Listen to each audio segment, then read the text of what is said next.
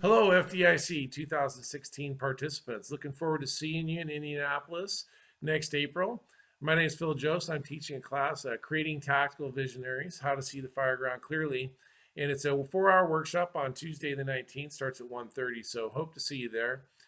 This course is designed for people who are teaching mid to upper level thinkers in the fire department. So it's not for teaching basics of hose and ladders and that sort of thing, but more along the lines of tactical thinking, tactical decision making.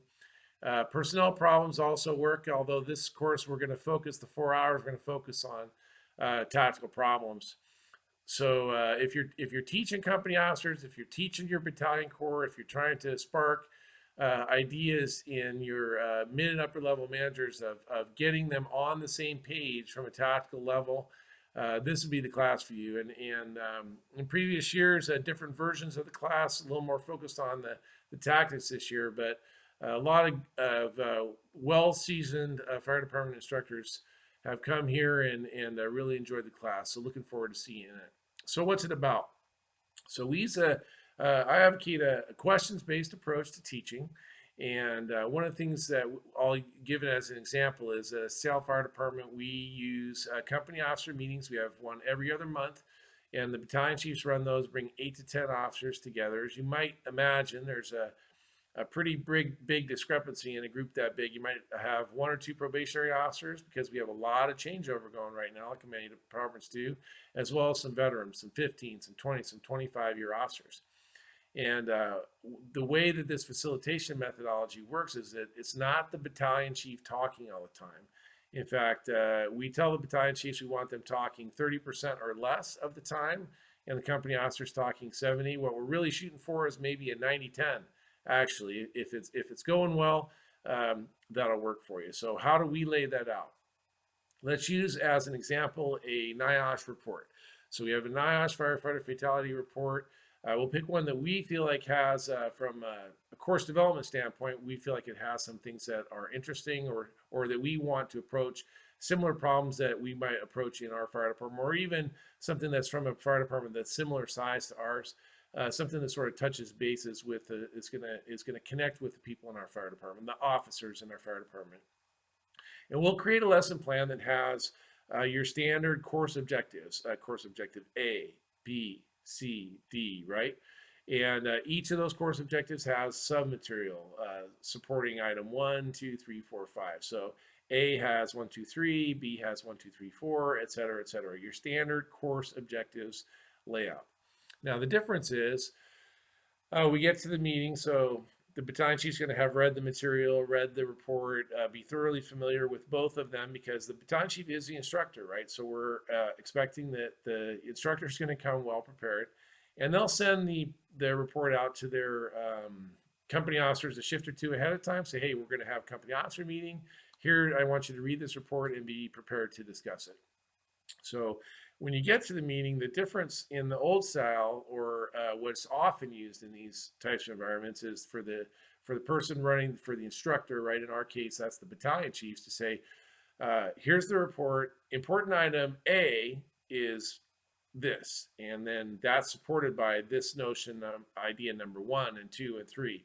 And the instructor would do most of the talking with some question and answers going back with folks, but probably around the 10 to 20% of the students talking.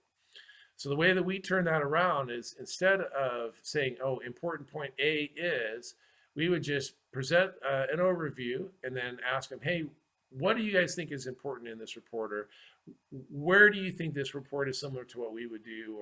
Or some other open-ended question, and one of the company officers will bring forth an idea.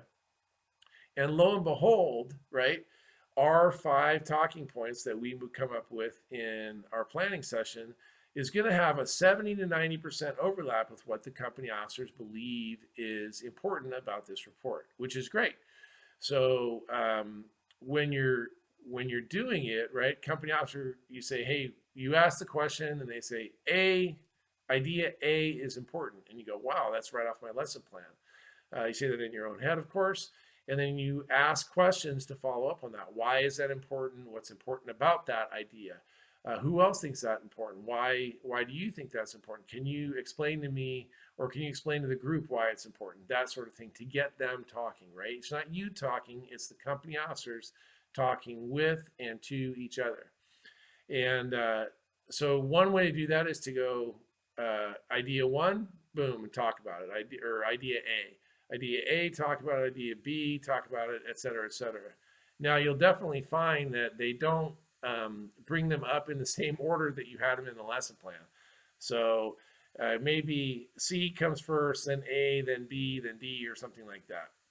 It doesn't really matter as long as you're getting that 70 to 90% overlap. So you're getting the primary ideas from the lesson plan distributed from your company officers to each other.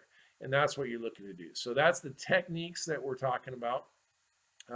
Another really great piece about this approach is that there's going to be some ideas that come up that let's say you develop the lesson plan, there's going to be ideas that your officers bring forward that are great ideas to talk about that you didn't think of, right? They thought of them. And that's one of the things that's most powerful about this, is that now you find out things that your company officers believe are important, problems they might be having on the fire ground, issues they may be working with their people from a task and tactical level, right? Struggles that they're having with equipment or whatever, right? There are things that you as a chief officer didn't even consider because it's not you, right? Another great aspect of this is as you go through these talking points and as the company officers bring them up, you'll discover that some of the company officers that you have in that room have actually dealt with this problem personally and directly on the fire ground. They did it, they know someone that did it. Their story, right, is so powerful in teaching the lessons that there's just nothing that you can say that brings forth the ideas quite as well as when they're talking to each other. So those are just a few things that help this method be very successful. And this is just one of the techniques that we're going to talk about in the class. We're also going to talk about questioning strategies, setting up classrooms in a way that facilitates a discussion, all sorts of different ways that you can think about approaching your meetings with your company officers, your training sessions, whether they be tactical, whether they be personnel related. Really, you'll find a way that makes it so that you have a much more engaged student body. And it's also really fun. So a little bit about me. 28 years in the Seattle Fire Department, a couple years as a volunteer and ambulance driver before that.